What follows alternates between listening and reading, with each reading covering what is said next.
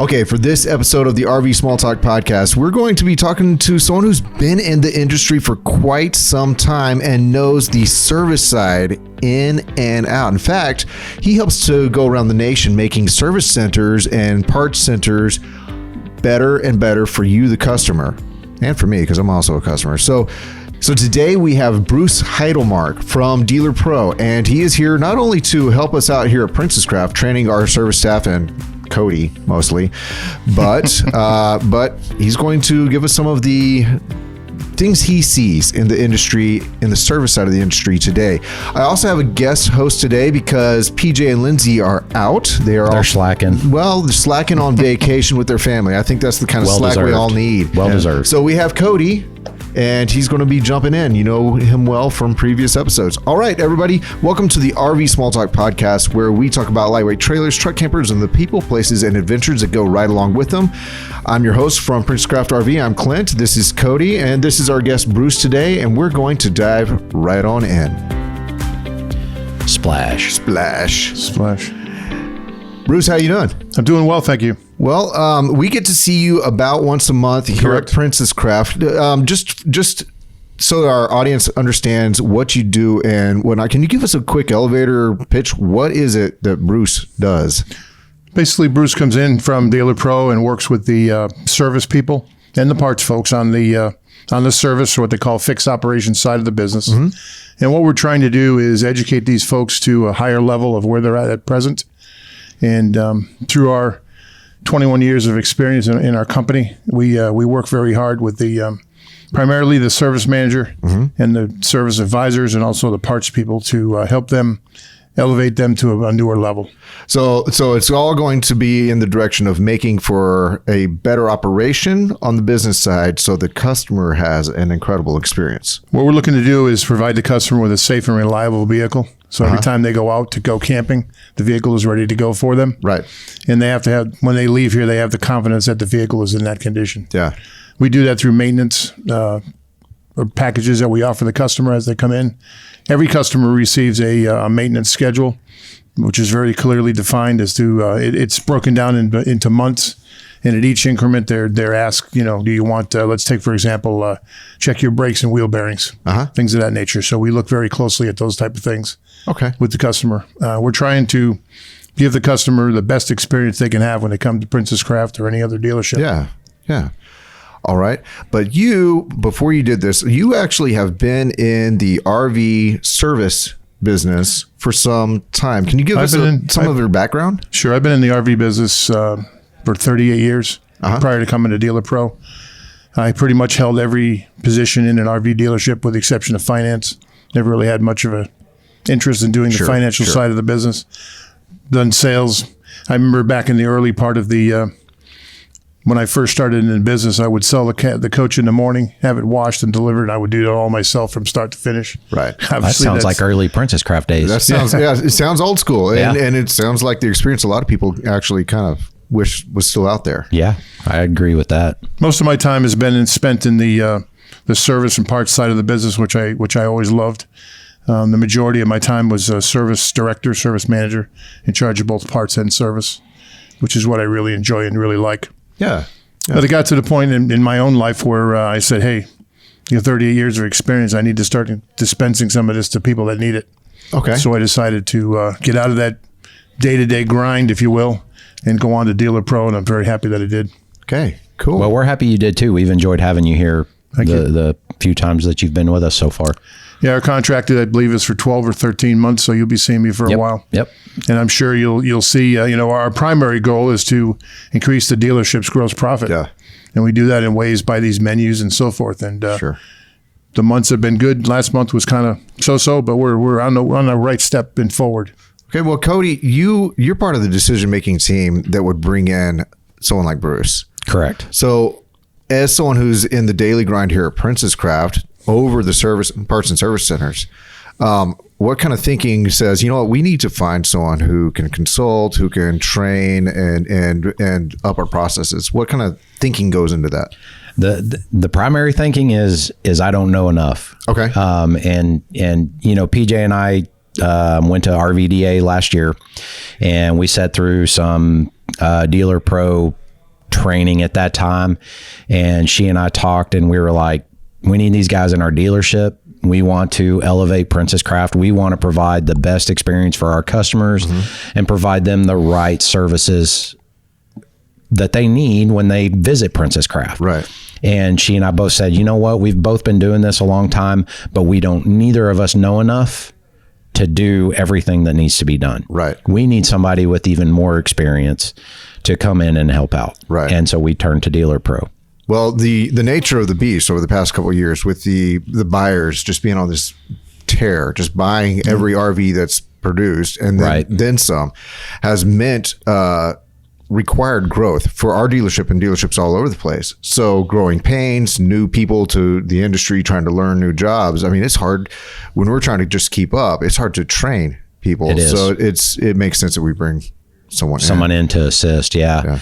Because I've got 5-6 new green people that have been in the RV industry less than 8 months. Right. And a couple of them are been in with me for about a month at this time, maybe a month and a half.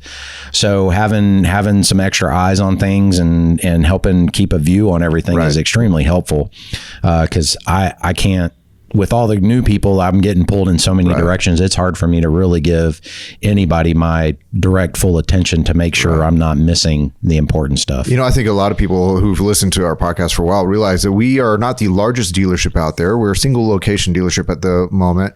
And we started small. We've always been, on the smaller end of things. So we have our own ways that we've developed to do things. But the growth that has been kind of put on us has come our way, which we're totally happy about, has meant that maybe we need to evaluate and do things more industry standard in some ways, maybe take in some wisdom, and that's why we have Bruce here. Yes. And the wisdom has been, he's showing me things I've never looked at before, so it's been great. Different perspectives and things like that. So Bruce, I'm going to come over to you again with all your years in every role but finance. And let's go ahead and keep this still in the service and parts and service kind of realm and all that. What are you seeing now that seems like it's dynamically changing from what we were used to in years past? You've seen it, but something's different now. What are the changes? Well, the biggest thing I see right now in every dealership I go to is the ability to hire people. It's next to impossible right now to, let's say, hire an experienced technician. Right. You almost have to, and I hate to say this, but you have to steal someone from another dealership to get someone. With experience. Yep. It's definitely tough. And I think that we're seeing that across the board in most industries at this time. Okay. That's the biggest thing that I see is dynamically changed, is the ability to get people. You have to bring people in now. You have to be willing to train them. And have the ability to train them. Even if you have the desire to train them, you might not have the time resource or what have you. There's a couple of companies out there RVDA has used to train green people, if you will, to bring into the industry. Right. But that's just a start. It puts a lot of pressure on the service managers. Mm-hmm. Now he said he's got a group of 5 or 6 people out there that are green. They take a lot of your time. Yeah.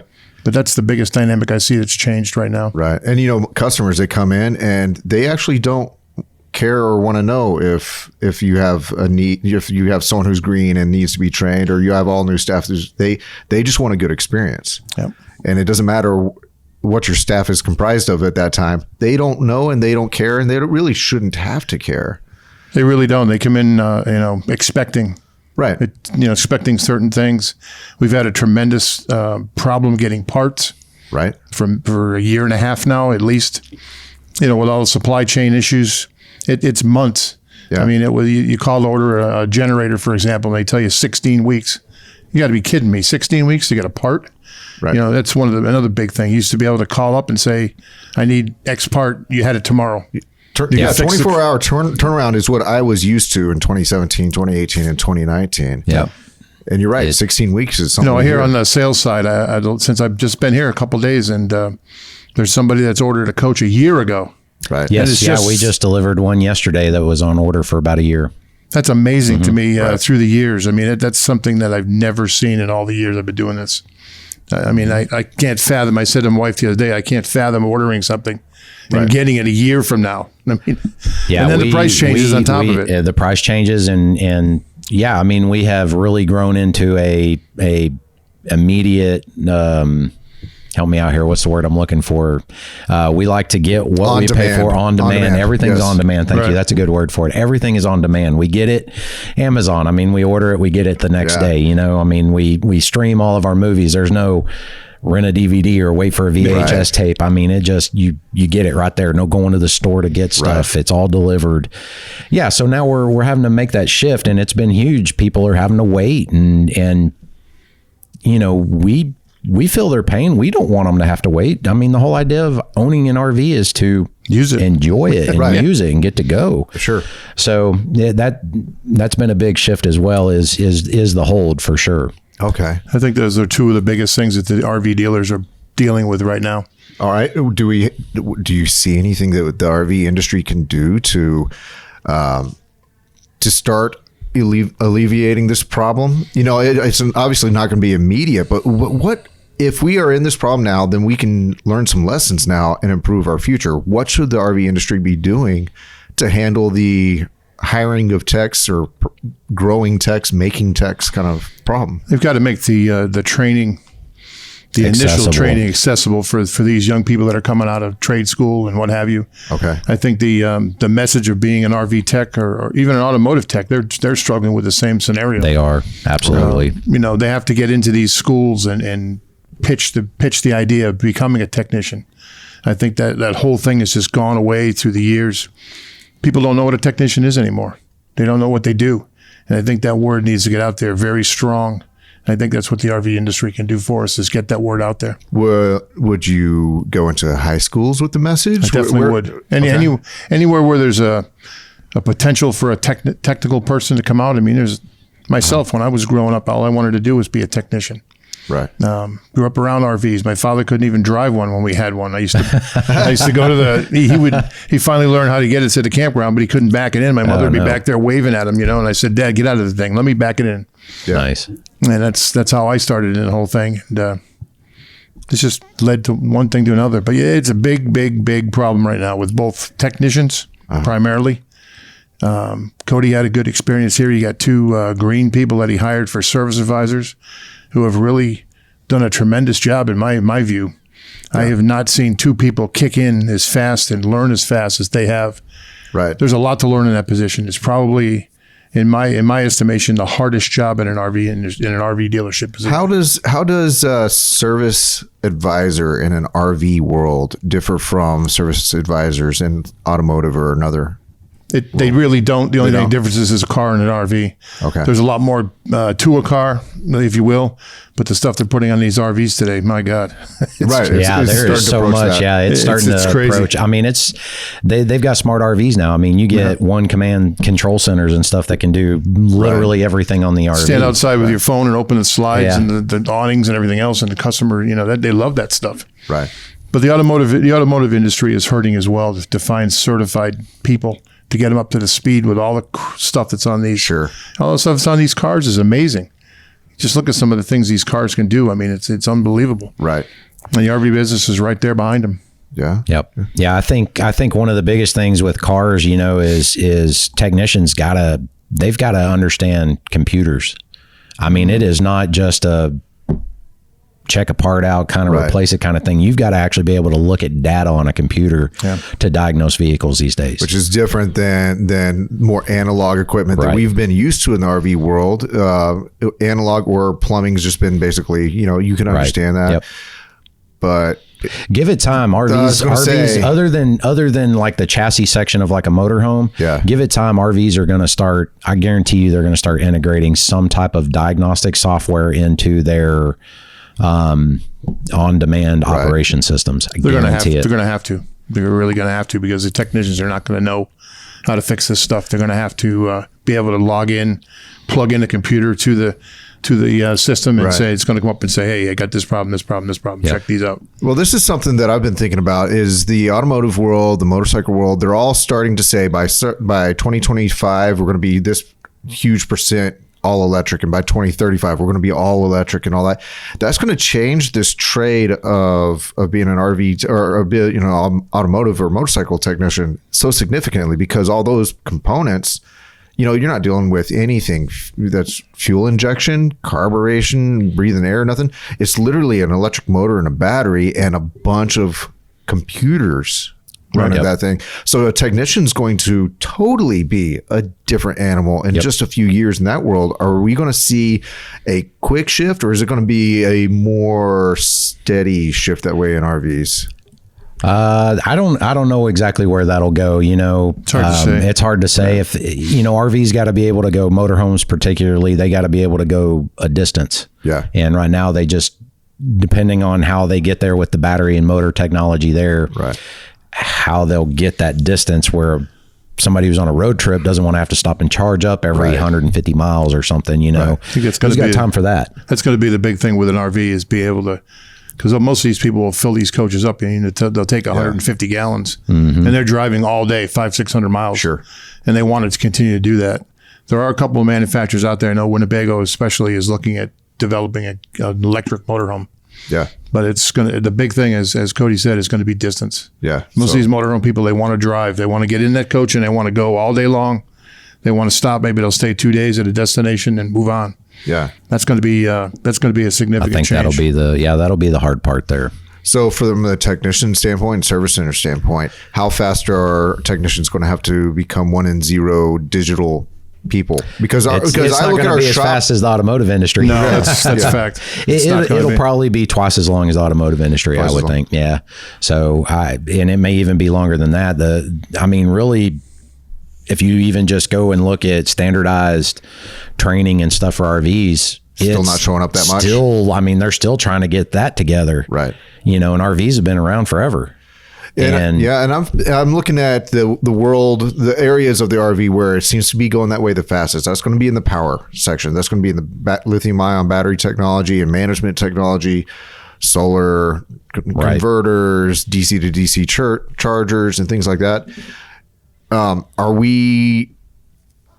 Are we setting ourselves up in our training with all the different places you can get training for RV technicians? Are we actually seeing them set up for teaching that stuff yet? Are they behind the eight ball? Not that I've seen. Most of it I'm still seeing is just basic appliance training, things like that we're just seeing in general. Water heaters, refrigerators, and it feels a little furnaces. bit like the Wild West because of the way those components are developing all over the place, and there's not necessarily too many standards yet. Traditionally, the automotive industry has been far ahead of the RV industry as far as training people, giving access to new products. It's just the RV business has just been behind. It's just the way it's been. Yeah. Hopefully someday they'll catch up.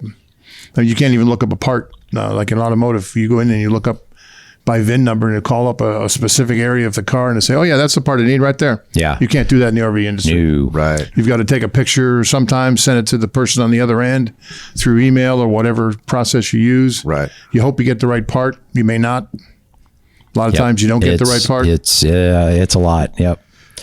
People do have the idea that, hey, here's my VIN and here's what I need, and we just get to pull it up in a screen, like going to a aftermarket's auto parts store and they punch in your VIN and can pull up a whole diagram.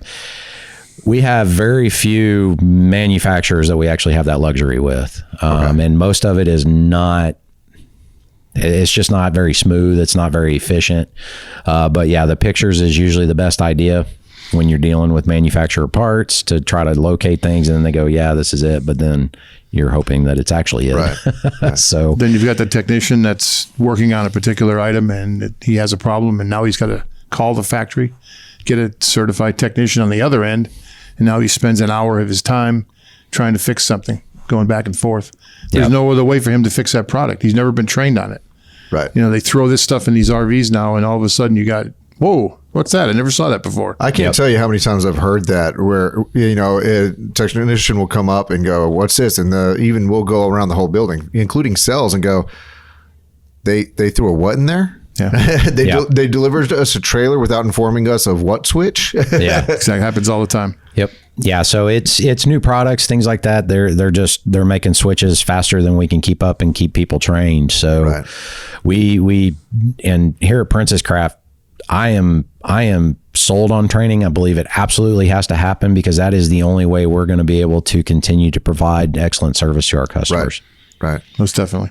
So one thing that the automotive industry has going for it is they really own their channels vertically and horizontally. Like they own their components, their parts, every little thing. And the RV industry doesn't have that for the most part. Like you have some brands out there that own the RV manufacturer and some of the components that go in.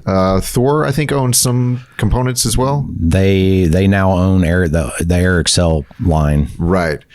So obviously that really helps out the automotive world. It does. That's where you start getting into the ability to create these exploded views of different components, pick apart. That's the part I need. And it's just more standardized. Is that ever going to be on the horizon for the RV world where they are more integrated? It's extremely hard to say. We've been asking for it for 30 years that I've been in the business, and I've never seen it. Right. I mean, the automotive industry, when they develop something and they put it in a car, there's a schematic for it to send out to every dealership in the country that sells that product. We don't have that luxury. No. They throw something in one of these coaches, and I'm sure any one of these units out here, you can walk around and probably find something that's brand new. We don't have a clue what it is. Oh, yeah. So we have to, as I said earlier, the technician's got to call the factory, try to figure out what's wrong with the thing. Right. That's lost productivity. He's spent all that time. He's not going to get that back. Right. And it's hard to become a true expert on any product. It is. Because it keeps on changing up. We walk around our products around here and you can almost follow the decision making at the manufacturer as they're trying to make calls on what components to build with. And you'll see so many systems built kind of piecemeal. Here's an inverter from one company. Here's a battery control module from another company. It just goes piece by piece, and they're like, and you can see the budget decisions. Mm-hmm. Sometimes with the higher end products, and there's a few here, you see them piecemeal together, but you're like, but that's because that company makes the best converter. Right. And that company actually makes the best inverter. Right. So you can kind of see the decision making that goes in, but it's rare to find something that is a tried and true system that, just gets brought up year over year in one manufacturer line. It's true. They change. They change year to year. They'll change mid-season. Yep. Yeah. They'll decide, well, that system's not working. We're going to go with this system. Yep. There's no notification. You just, the next trailer that comes in, you say, oh, what the heck is that thing? Yep. Oh, they changed it. You really don't know until you get the unit in what you're going to get. Yeah. Bruce, you've been in this for long enough to tell us this. Why would someone want to get into this field in the parts and service side? I mean, you've stayed in it, and you've decided to move into a world where you can impart wisdom and share and teach and promote and consult and all that. So you've decided to stay. What's the stick with it? I've decided to stay primarily for the satisfaction of helping a customer. It's extremely important to me. Making that customer happy, it brings a lot of satisfaction. Yeah, I've been yelled at a few times, more than I can count through the years. Mm-hmm. But some of those people I've turned around and made good customers simply by taking care of their need. Everybody that walks in the building has a need. I just enjoy helping people, helping customers. I think that's the biggest thing that's kept me in the industry all the time. We have our problems like everybody else, but it's just that raw satisfaction of seeing customer leave with a smile on their face and knowing that you took care of them.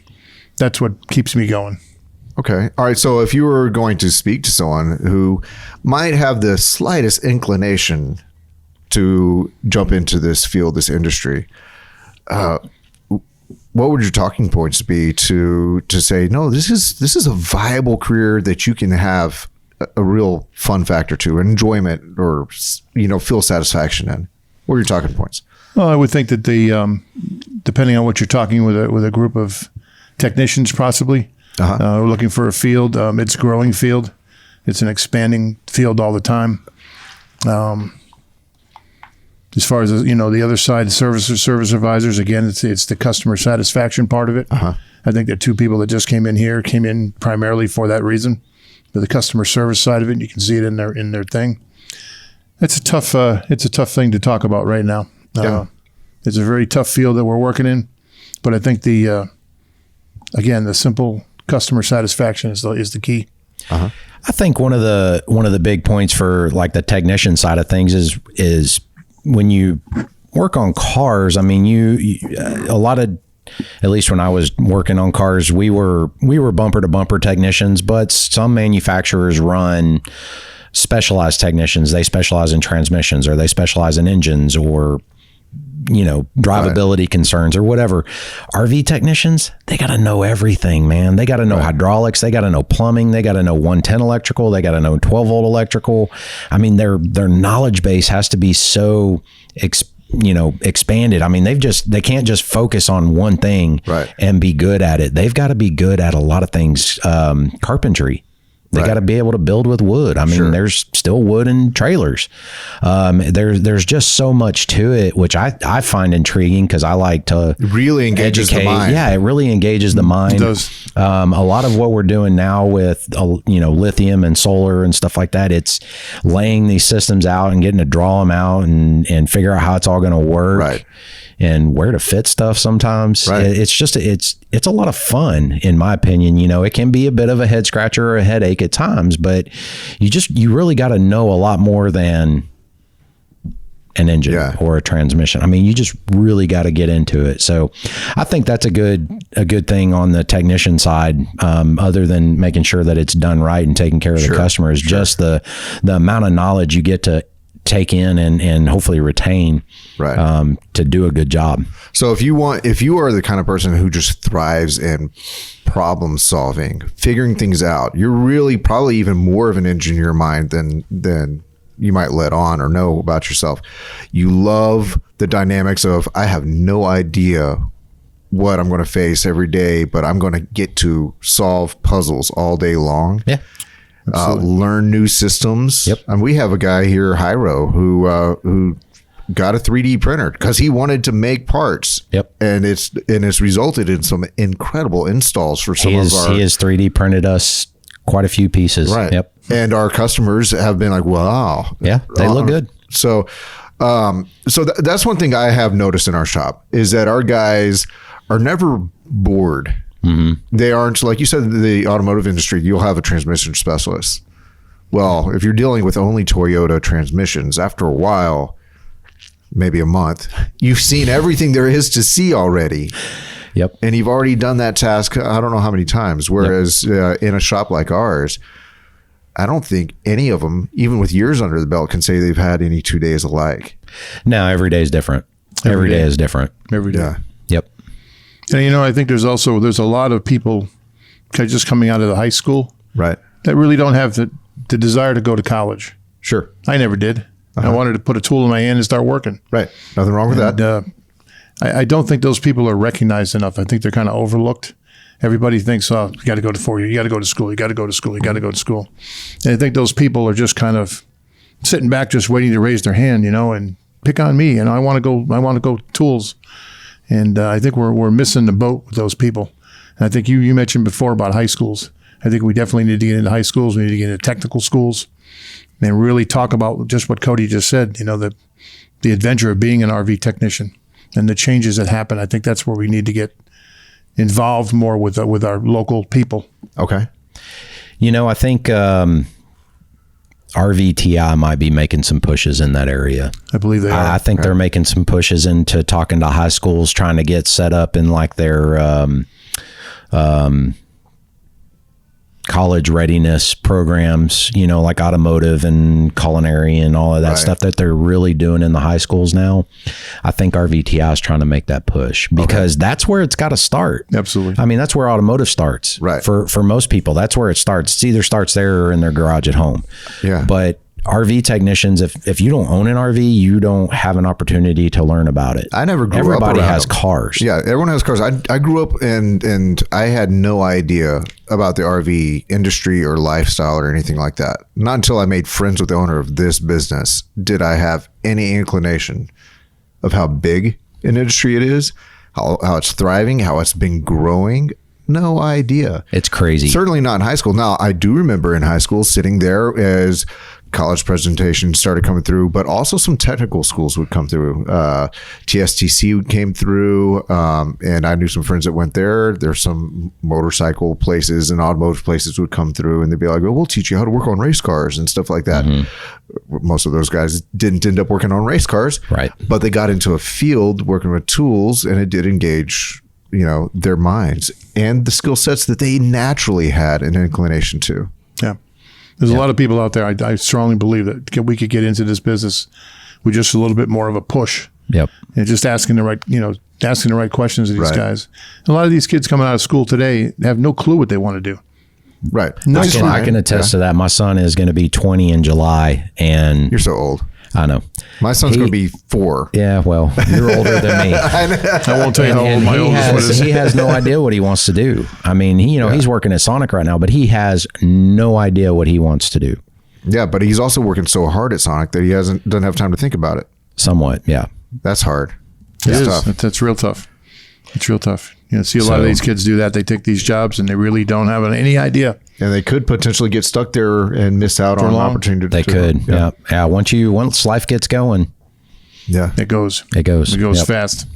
So, yeah, I think that we're right on it, though, that in order to continue the RV industry growing, we've got to start in the high schools. We've got to get younger people involved at every level of the RV industry. Yeah. Otherwise, we are going to continue to struggle with shortfalls. Right. And how cool would it be to have a more automotive style time frame on service? Well, because we have enough technicians. I was going to bring that up earlier. Back probably 6 months ago, I get monthly reports called RECT reports, which is repair event cycle time reports on how long things are taken to turn in the industry. I get nationwide area and then our in-store reports.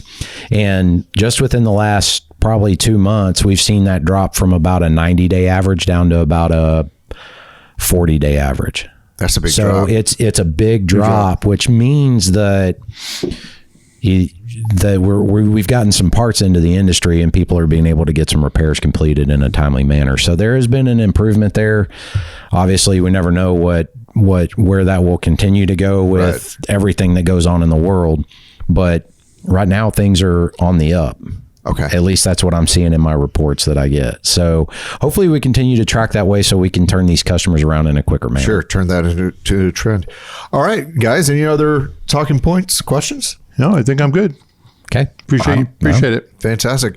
Well, thank you so much, Bruce, for obviously what you're doing here for Princess Craft, but also for being willing when I asked you this morning if you would jump in and record an episode with me. Cody, thanks for stepping away from your work for a few minutes to jump in on the microphones as well. Bet.